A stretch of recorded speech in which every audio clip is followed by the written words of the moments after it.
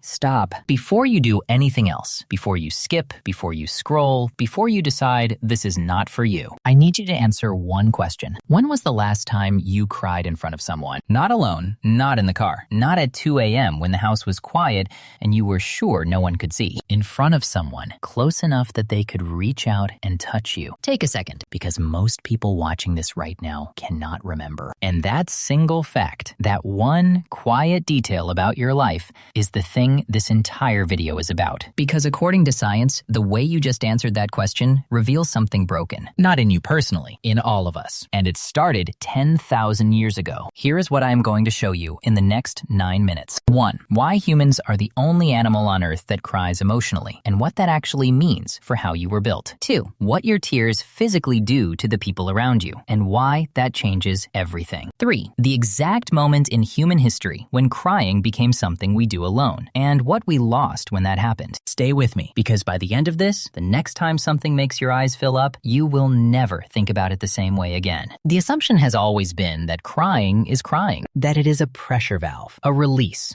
something the body does when emotion builds past a point the mind cannot hold, that it has always worked this way, that your ancestors, huddled around fires in the dark, cried the same way you do, quietly, privately, alone, where no one could see. That assumption is wrong, and the scientist who proved it spent 30 years trying to understand why humans cry when no other animal does. His name is Dr. Vingerhoets, Tilburg University, Netherlands, 2013. He published findings that would reframe the entire science of human emotion.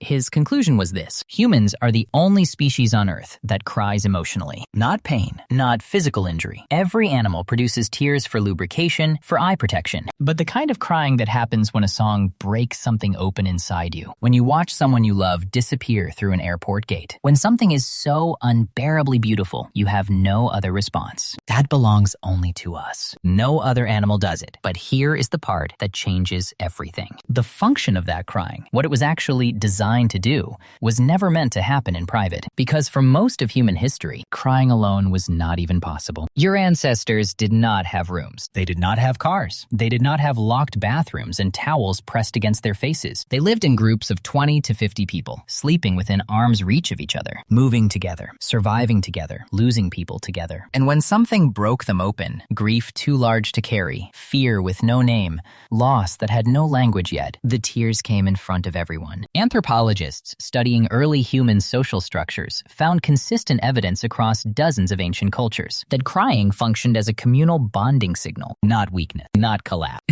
A message sent from one nervous system to an entire group. The message said, "I need you. Come closer. Do not leave me alone with this." And the group moved closer. That is what tears were built to do. Not release, not relief, connection. But what Vingerhoets found about the social function of tears, that is only the beginning. Because in 2022, a team of researchers found something inside your tears that no one had ever looked for. And when they found it, it rewrote everything. You have been told crying is weakness your entire life. The science says the opposite. In 2022, researchers at the Weizmann Institute of Science in Israel published a study that revealed something extraordinary about human emotional tears. They contain chemical signals, specifically emotional tears, the kind produced by grief, by loss, by overwhelm, contain molecules that, when absorbed by another person in close physical proximity, measurably suppress aggression. They tested it with male subjects. Vials of women's emotional tears versus saline. The men who were exposed to the tears showed reduced testosterone, reduced aggression scores, reduced activity in the brain regions associated with threat and danger response. The tears did not make the person crying feel better. They made the people around them safer. Your tears were designed to chemically lower the defenses of your entire group, to create a window of shared vulnerability that the community could step into together. Crying was a survival weapon, not sadness, not grief.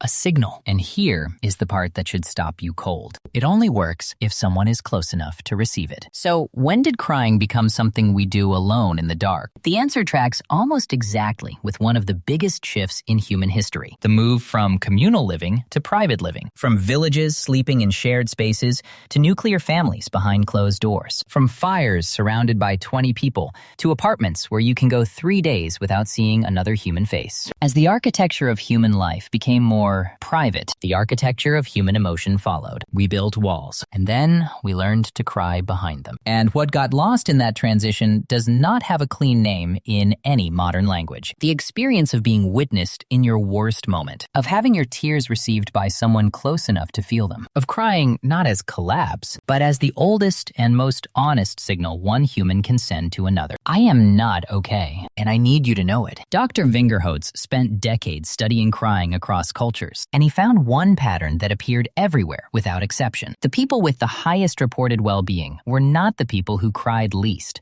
They were the people who cried in the presence of others most often, who had someone close enough to witness it, who still lived inside the kind of proximity that lets the chemical signal in your tears actually land somewhere. The loneliest form of crying, alone, in private, hidden from everyone, is a modern invention. Your ancestors did not know it existed, and here is what that means for you right now. Remember the question I asked you at the very beginning? When was the last time you cried in front of someone? Here is what your nervous system is doing. In the seconds before your eyes fill up, before you even know it is coming, it sends a signal outward. It scans the room, the space, the proximity of other bodies, looking for somewhere safe to land. And when there is no one there, the signal has nowhere to go. So it turns inward. And what should have been connection becomes something quieter and lonelier and much harder to name. We were not built to cry alone. We were built to cry in front of people who would move closer when we did. And somewhere between the firelight and the locked bathroom door, we forgot that. Not because we became weaker, because we became more alone. And the science now says those two things are not a coincidence.